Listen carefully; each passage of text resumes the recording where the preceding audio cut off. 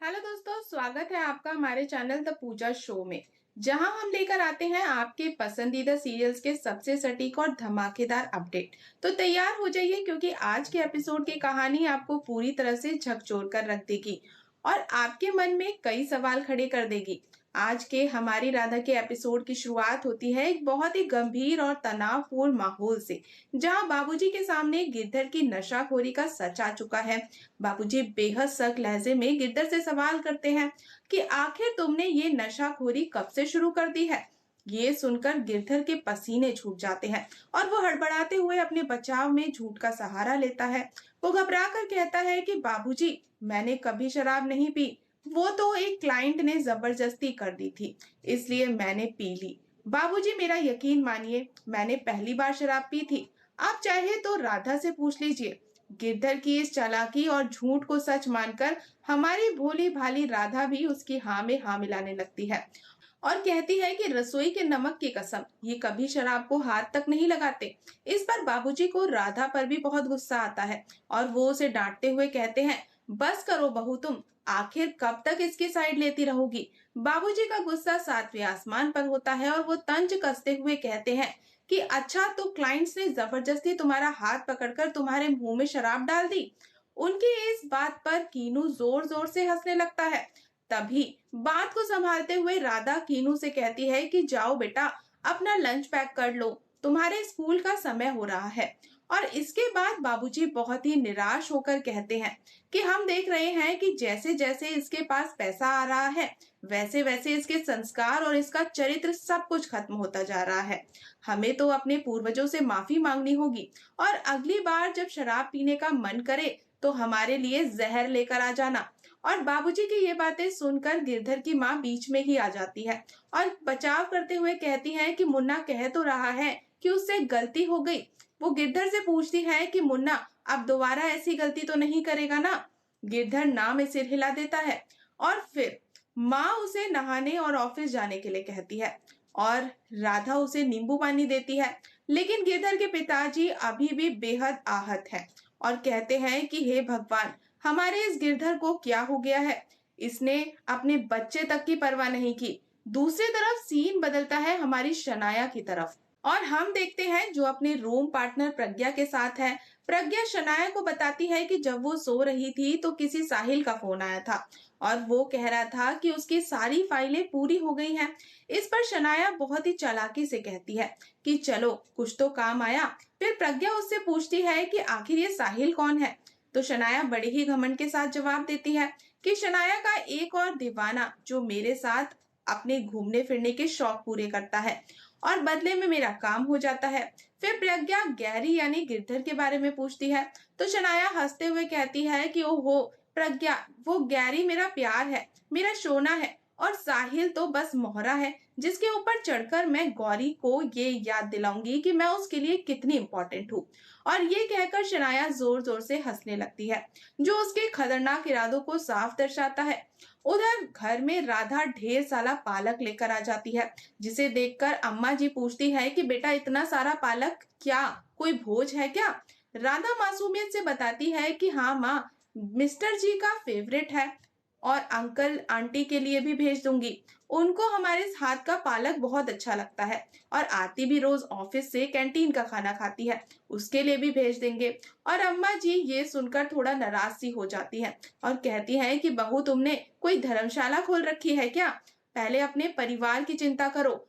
राधा कुछ समझ नहीं पाती तो अम्मा जी उसे दुनियादारी समझाते हुए कहती हैं कि देखो, तुम सबकी चिंता करती हो लेकिन पहले अपने परिवार को संभालो। देखो तुम्हारे पति को क्या हो रहा है, क्योंकि अगर पति को कोई बाहर संभालने वाला मिल गया ना तो वो घर का रास्ता भूल जाता है। फिर तुम करती रहना पड़ोसियों की मदद। अम्मा जी की बातों में एक बहुत बड़ा इशारा छुपा है, लेकिन हमारी राधा इतनी सीधी है कि वो इन बातों की गहराई को समझ ही नहीं पाती। तभी घर में सुबोध आ जाता है और राधा उसे बैठने के लिए कहती है, लेकिन सुबोध कहता है कि नहीं राधा दीदी, मैं तो बस गिरधर की गाड़ी की चाबी देने के लिए आया था, जो रात को मेरे पास ही रह गई थी। तभी वहां गिरधर आ जाता है और सुबोध को देखकर हैरान रह जाता है। गिरधर उससे पूछता है कि क्या काम था। तो राधा बताती है कि मिस्टर जी, सुबोध भैया आपकी गाड़ी की चाबी देने के लिए आए थे। और ये सुनते ही गिरधर को अपनी बीती रात याद आने लगती है कि कैसे उसने इतनी ज्यादा शराब पी रखी थी और सुबोध उसे इस हालत में घर लेकर आया था। गिरधर बात छुपाने के लिए कहता है कि शायद मेरे हाथ से रात को गिर गई थी, लेकिन बाबूजी जो सब कुछ समझ चुके हैं वो करारा जवाब देते हुए कहते हैं कि हाँ, जब इंसान होश में न रहे तो चाबी क्या अपना व्यक्तित्व भी गिरा देता है। और ये सुनकर गिरधर शर्म से अपना सिर नीचे झुका लेता है और सुबोध वहां से चला जाता है। सुबोध के जाने के बाद बाबूजी राधा से कहते हैं कि लो, अब पड़ोसियों को भी पता चल गया है कि तुम्हारा पति नशे में धुत होकर घर आता है।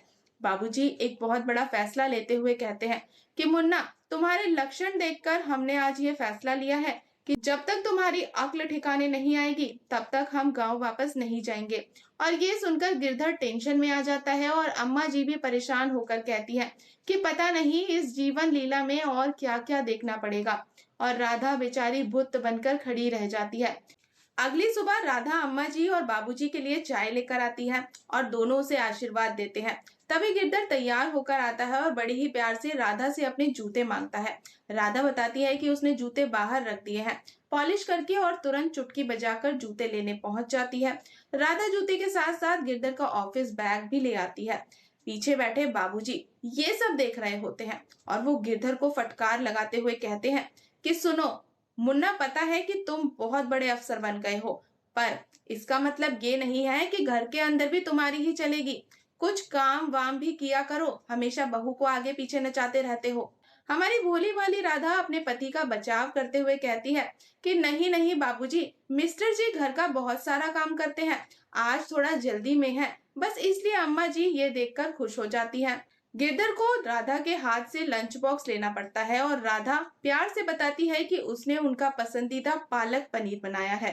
और गिरधर को एकदम से बहुत गुस्सा आ जाता है और वो कहता है कि घर पर ही रखो, लेकिन तभी उसे याद आता है कि पीछे बाबूजी बैठे हैं, तो वो तुरंत गिरगिट की तरह अपना रंग बदल लेता है और बहुत ही मीठे शब्दों में कहता है कि ऑफिस में मिल जाता है खाना, फिर इस सब की क्या जरूरत है, तुम भी तो थक जाती हो ना, क्यों करती हो मेरे लिए इतनी मेहनत। राधा अपने पति के मुंह से ये प्यार भरे शब्द सुनकर भावुक हो जाती है और उसकी आंखों में खुशी के आंसू आ जाते हैं।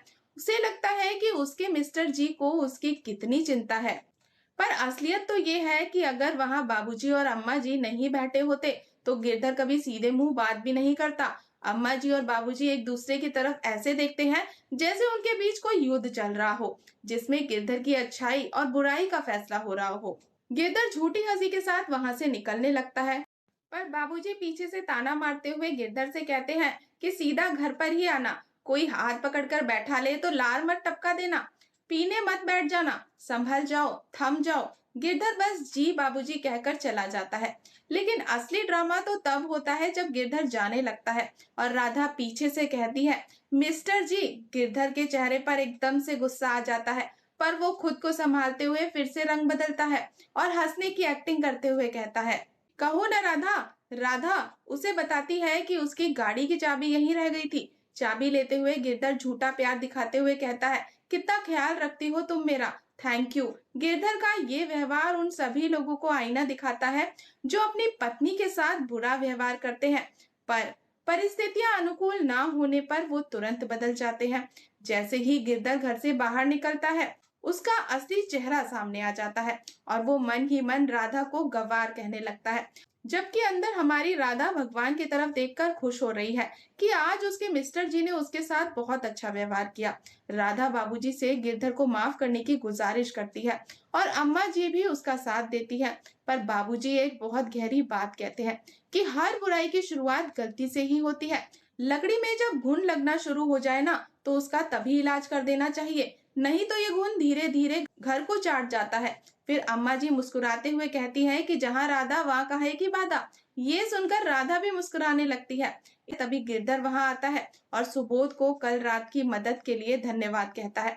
सुबोध उसे समझाते हुए कहता है कि जब तक हमारी पत्नी हमारे साथ होती है हम उसकी कदर नहीं करते, पर जब वो हमसे दूर चली जाती है तब हमें एहसास होता है कि हम कितने गलत थे। और ये कहकर सुबोध वहां से चला जाता है और गिरधर सोच में पड़ जाता है। उधर शनाया कैब का इंतजार कर रही होती है और गुस्से में होती है और तभी वहां पर गिरधर अपनी गाड़ी लेकर पहुंच जाता है। वो शनाया से माफी मांगता है पर शनाया उसे भाव नहीं देती और कहती है एक्सक्यूज मी, तुम कौन हो। गिरधर उसका हाथ पकड़ने की कोशिश करता है पर शनाया उसका हाथ झटक देती है। गिरधर उसके सामने गिड़गिड़ाता है और कहता है जानू प्लीज मुझे छोड़कर मत जाओ, मैं तुमसे बहुत प्यार करता हूँ। पिछली बार मैंने घुटनों पर बैठकर माफी मांगी थी, इस बार मैं तुम्हारे पैरों को पकड़कर माफी मांगूंगा। और वो बीच सड़क पर शनाया के पैरों में गिर जाता है। शनाया शर्मिंदगी महसूस करते हुए कहती है कि छी, तुम यहाँ सबके सामने ये सब कर रहे हो, लोग देख रहे हैं।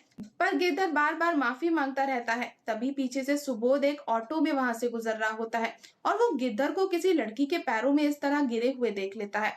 वो ऑटो रुकवाकर सब कुछ अपनी आंखों से देखता है।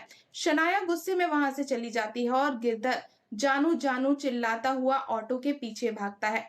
इधर राधा लिफ्ट के पास खड़ी होती है और आरती से मिलती है। राधा उसे गरम गरम कचौड़ी खाने को कहती है तो आरती उसे ताना मारती है कि कल गिरधर भैया नशे में थे और तुम आज ऐसे कचौड़ी बना रही हो जैसे कुछ हुआ ही ना हो। राधा उसे मासूमियत से बताती है कि मिस्टर जी ने अपनी गलती मान ली है, इसलिए उन्हें माफ कर देना चाहिए क्योंकि शादी के रिश्ते में अहंकार की कोई जगह ही नहीं होती। राधा आरती को कचौड़ी दे देती है और सुबोध के लिए दूसरी बनाने की बात कहती है।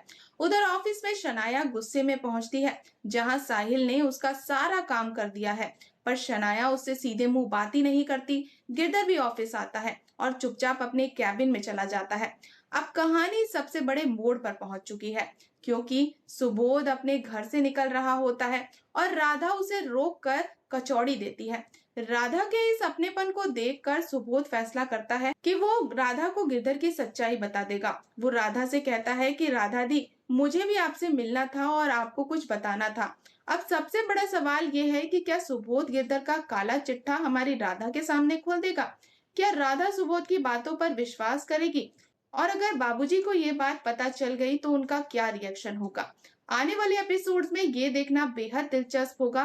तो दोस्तों, अगर आपको हमारी आज की ये अपडेट पसंद आए तो वीडियो को लाइक करें, शेयर करें और बेल आइकन को दबाना बिल्कुल ना भूलें। तो मिलते हैं नेक्स्ट अपडेट के साथ, तब तक के लिए